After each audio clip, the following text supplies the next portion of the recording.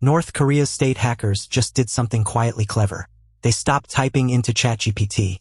For a while, groups like this used public chatbots to write phishing lures and debug malware, until the AI companies noticed and started banning them. So one of North Korea's main spy units did the obvious thing. It moved the AI in-house. Local models running on their own servers, wired to the documents they've stolen. No vendor can read those prompts. No company can ban that account. There is no plug left to pull. And that shift, not some killer AI weapon, is the actual story. And right away, let me be precise about what this is and isn't, because the honest version is more interesting than the hype.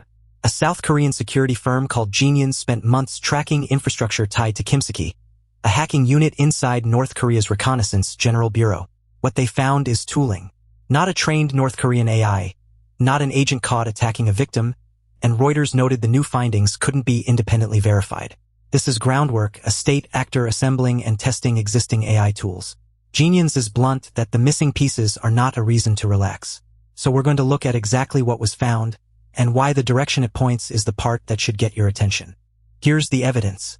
On Infrastructure Genians links to the group, they found the tools for running language models offline, Alama, GPT4All, and MSTY. And the detail that matters is this. These weren't just sitting in a downloads folder. They were run and configured. Alama had generated the keys it creates the first time you actually launch it. And GPT4All carried a configured local docs database, the file behind its local docs feature, which is retrieval augmented generation. In plain terms, they pointed a private local model at a store of documents so it could search and summarize files they already stole entirely offline. That's not curiosity. That's a working setup. And they didn't stop at ready-made chat apps. On the same infrastructure, Genians found developer libraries, Llama Sharp, Microsoft Semantic Kernel, and Microsoft.agents.ai. Those are building blocks, the kind you use to bake AI functions directly into custom C# and .NET software. Think about what that implies. Not just using AI on the side to write a phishing email, but wiring language model calls into the malware itself. Genians reads the whole collection as an actor trying to fold AI through the entire operation, from writing the malware to running it to analyzing the data it steals. Again, found, not yet observed in a live attack. But the shopping list tells you the intent. Now, the piece that is well documented is how they deliver. This AI tooling extends a campaign Genians calls Operation GitPower, and that part is concrete.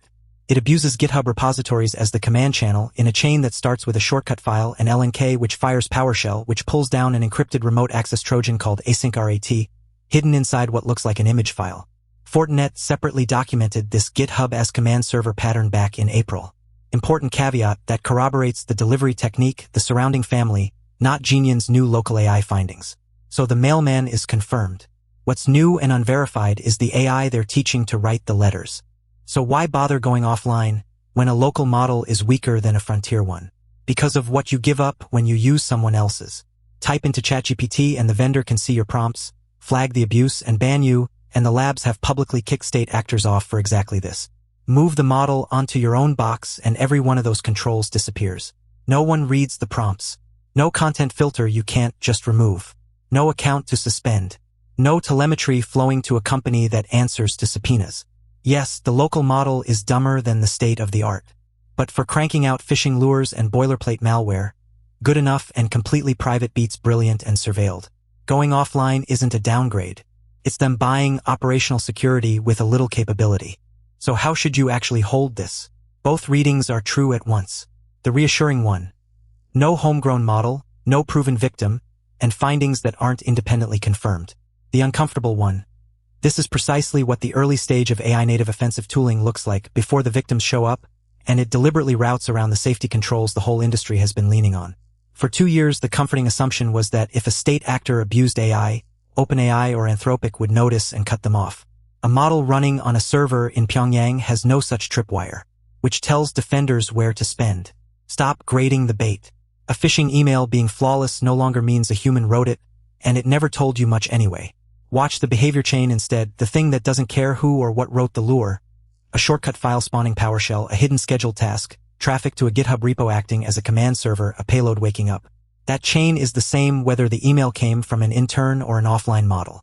Grade the behavior, not the writing. If you want one real AI security story broken down every single day, in plain language and without the hype, subscribe and turn on the bell. It's free, And it's the button that keeps these coming. If you want the full written version, with what Genians confirmed and what's still unverified laid out clearly, it's on the prompt injection blog, linked below. And go watch the one on OpenAI pausing its own model because it's the same theme from the other side, who can actually see what these models are being asked to do. See you tomorrow. If this was useful, subscribe. New AI agent and security breakdowns every day.